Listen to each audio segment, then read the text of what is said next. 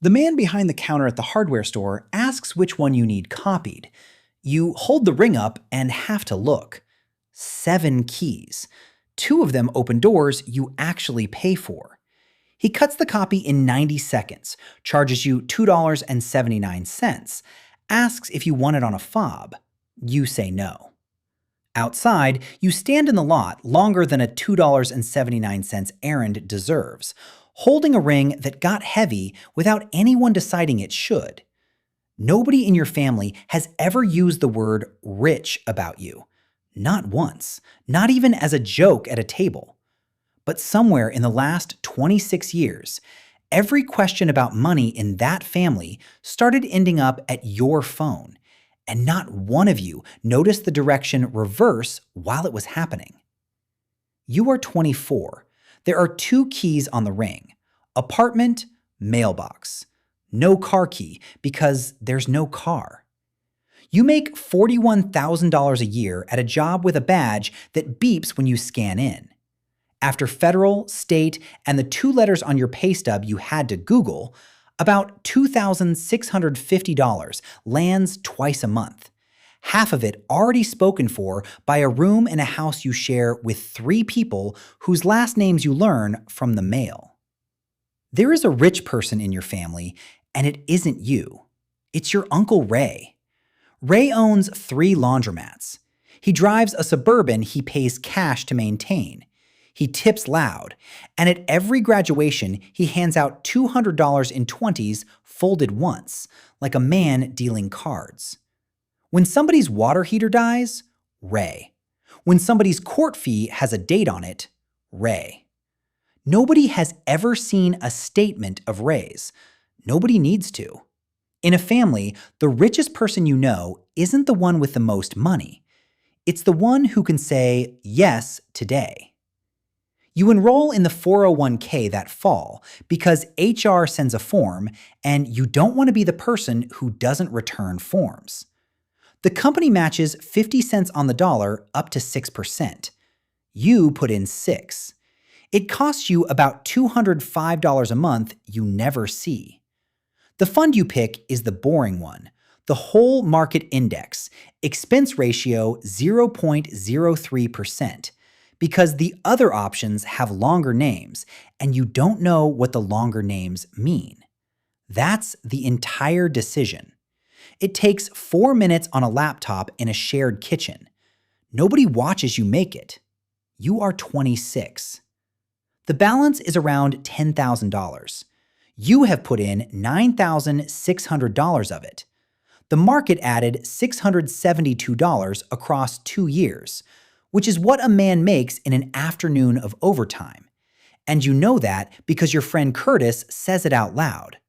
Curtis out-earns you, and always has. He installs commercial HVAC. He's on call. And in a good year, he clears $78,000 before you clear $50,000.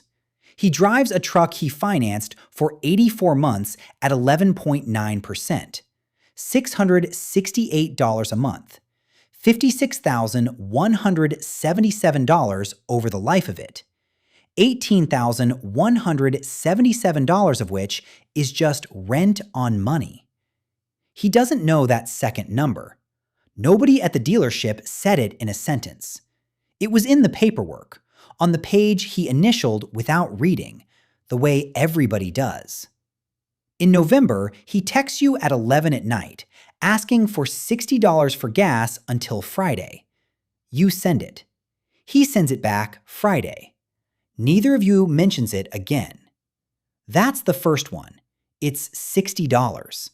It doesn't feel like a category. You are 29. Uncle Ray sells the laundromats. The family talks about it for a month before the number arrives.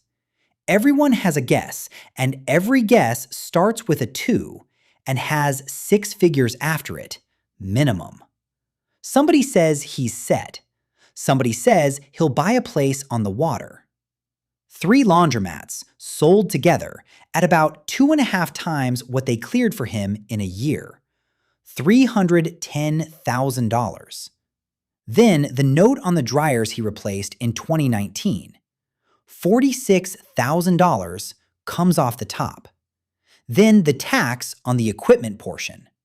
What lands in Ray's account is a little over $200,000, and Ray is 63. There is also a whole life policy a man sold him at a kitchen table in his 30s. $63 a month, 26 years of it. He has paid in $19,656.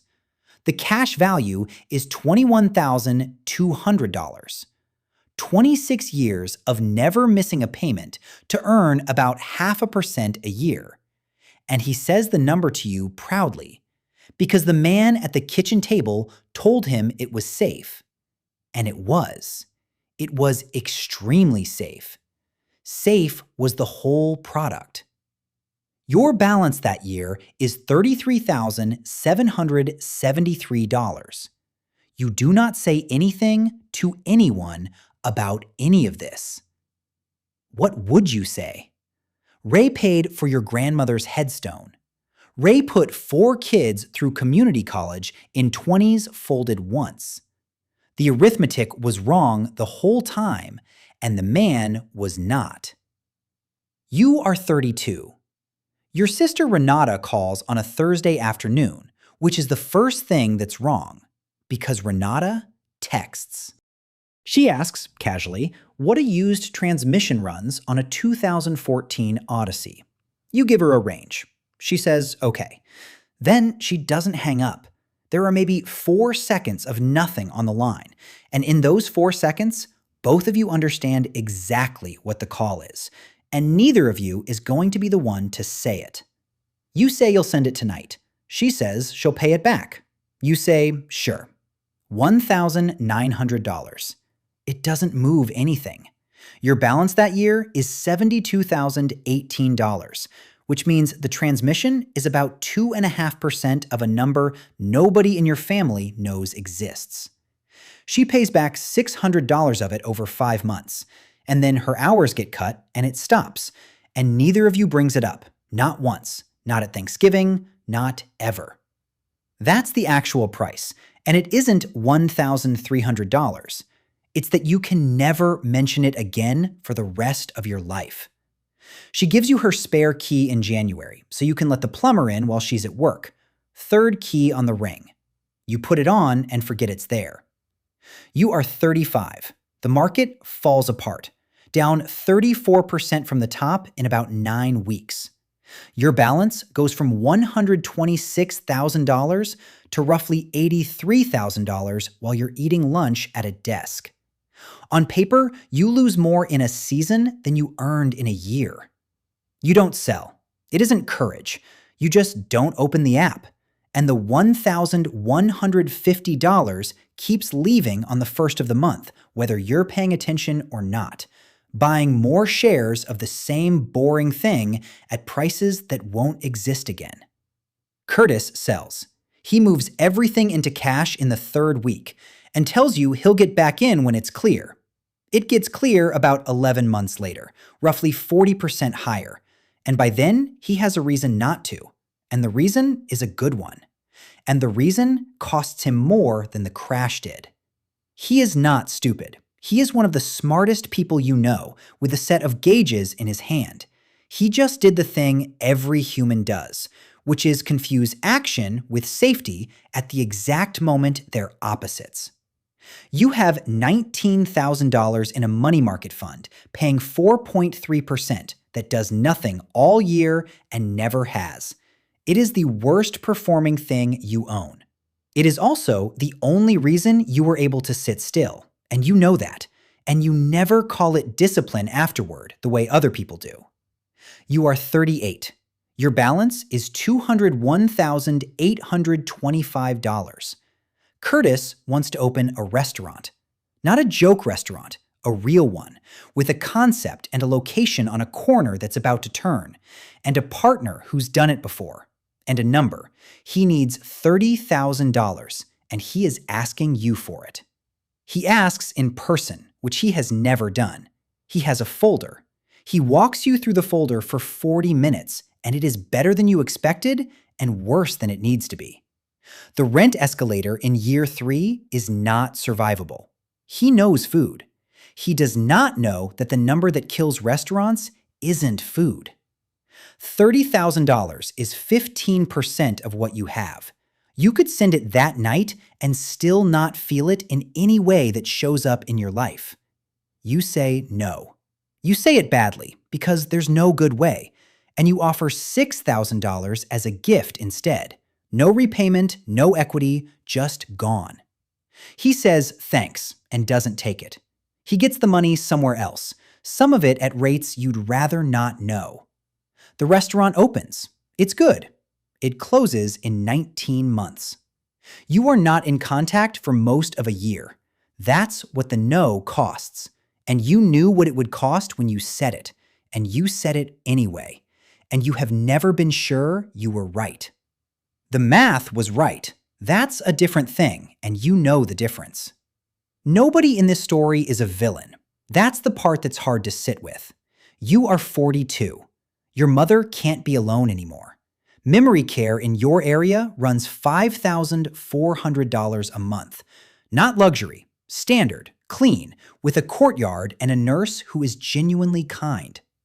Her Social Security covers $1,890 of it. The house she owns is worth about $210,000 and can't be sold fast. And even if it could, the 5-year Medicaid look-back means the family conversation about protecting the house should have happened 4 years earlier. And it didn't, because who has that conversation? Renata makes $46,000. Her husband makes $52,000. They have 2 kids and a car payment and a good marriage and nothing behind it. The family meeting takes 90 minutes, and both of you already knew how it would end when the meeting was scheduled. You cover the gap. $3,510 a month. And you do it out of cash flow, not out of the account, because the account has a job, and this isn't it. Nobody thanks you in a way that's uncomfortable. Renata is at the facility 4 days a week, doing hours you don't do, changing things you don't change. She's paying more than you are. It's just not in dollars. And dollars are the only currency anyone in the family knows how to count out loud. Her house key goes on your ring in the spring, then your mother's after the house sits empty. 5 keys. Your balance that year is $349,637. You have never said that number to another living person. You are 46. Ray calls about a letter from Medicare. He is 80. He reads it to you over the phone twice, and the second time, his voice does something on the words coverage period, and you realize he has read it maybe 9 times before calling you. Ray, who handled everything for everyone for 40 years. Ray, who dealt 20s like cards. You explain it. It takes 11 minutes. It isn't bad news, it's just written in a language designed by nobody for nobody. And when you finish, he says, quiet, okay, good. And then he says thank you in a voice you have not heard him use. That's the transfer. There's no ceremony. Nobody says the title out loud because the title has never once been said out loud in the history of your family. It just moves. The way it moved to him from somebody in 1974 when he was the one who could say yes today. Your balance is $561,026. The growth is $270,626 of it. The account is now producing, in a normal year, about what you earn in 8 months of showing up. Somewhere in your 47th year, the growth passes the contributions. Every dollar in that account, more than half of it, is money you never worked for. You didn't notice the crossing. There was no email. Curtis calls that fall, first time in a long time. He's doing fine. He's back on a truck and out of the hole, and he's got an advisor now, a good guy, who charges 1.05% of the balance every year, in a set of funds that charge another 0.71% on top. On his $190,000, that's $3,344 a year, taken quietly, in quarters, from a number he never sees leave. Your 0.03% on twice as much costs you $61. He asks what you're in. You tell him. He says, "That's it?" You say, "That's it." He laughs, and it isn't a mean laugh. It's the laugh of a man who has been told the answer 4 times over 20 years and keeps expecting a fifth one to be different. You are 50. The balance is $846,603. Of that, $381,600 is money you put in. $205 a month at 24, $1,900 a month now, 26 years of transfers on the first of the month that you stopped feeling somewhere around year 4. The other $465,003 was never yours to earn. It was time's. You just didn't get in the way. Nobody knows. Not Renata, not Curtis, not the man at the hardware store, not the woman at your bank, whose screen says something that gets you a different phone tree than everyone else in this parking lot, which is the only place the number has ever shown its face. You drive a 9-year-old car. You have the same haircut. You bring the same thing to Thanksgiving. Twice a year, somebody at that table says you've always been careful, and they mean it as a small thing, the way you describe a man who checks the locks. Being the richest person you know is not a feeling. It's a role, and it comes with a job description nobody hands you. You are the one who gets called at 11 p.m. You are the one who covers the gap in the family meeting. You are the one who has to say no to a folder somebody spent 4 months building, and then carry that no for a year. You are the one who reads the Medicare letter twice. You never got to be the one who asks. That ended at 26, with $60 for gas, and you didn't know at the time that it was the last one. The 7 keys are on the counter at home now, next to the copy you had cut this morning. 2 of them are yours. The others belong to a sister, a mother's empty house, a neighbor going through chemo, an uncle who is 80 and lives alone and shouldn't much longer. Nobody handed you a title. They handed you keys, one at a time, over 26 years. And every single one of them was a small vote that you were the person who could be relied on. And every single one of them was cast by someone who had no idea what was in the account. That's the part they got right without the math. Somewhere tonight, there's a 24-year-old in a shared kitchen with 2 keys on a ring and a form from HR they've been meaning to fill out. 6% or nothing. Or 4 minutes on a laptop while the roommates argue about the thermostat. There's an uncle in that family too, dealing 20s folded once, and everybody at that table is certain they know who the rich one is. They do. For now. Nobody in the room will be able to name the year it changed hands, because there won't be one. There will only be a ring on a counter, decades from now, getting heavier while somebody stands in a parking lot holding it, wondering when.